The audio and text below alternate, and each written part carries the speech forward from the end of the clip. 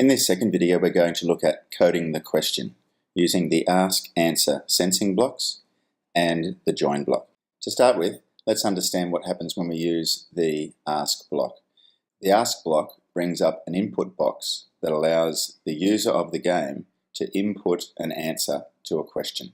In this case, what's your name can be answered, and the answer that the user provides is stored in the answer block, very much like a variable.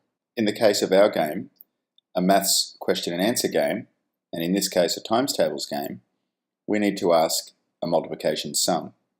What is 3 times 5? The answer is 15, and that gets stored in the answer variable. What we need to do now is to code the question and all of the parts. There are 3 separate text parts and 2 random numbers. 5 separate items that need to go into the question. To do this, we're going to be using the join block, and in particular, join blocks inside of other join blocks, so that we can code all of the 5 different parts of this question. Let's take a look in Scratch. So here we are back in Scratch, and just to recap, we've created a start button with a broadcast. On the green flag, set at both of our variables to 0, and when the start button is clicked, setting both of the variables to pick random numbers. We're now ready to code the question.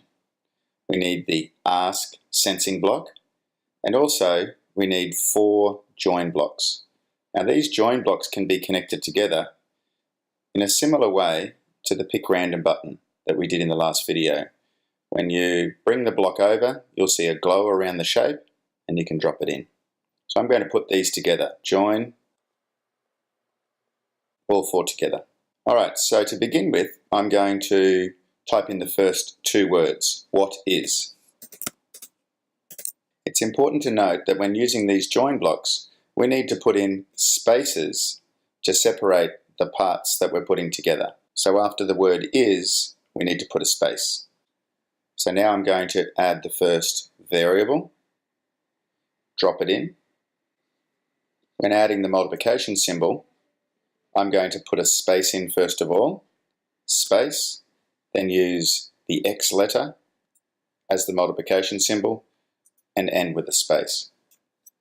The second variable, and finally a question mark.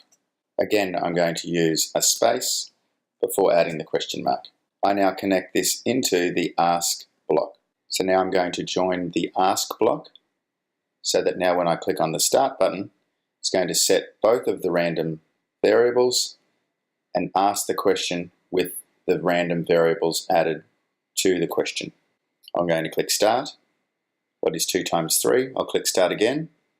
2 times 5, 2 times 4, 3 times 4, and so on. Okay, your turn.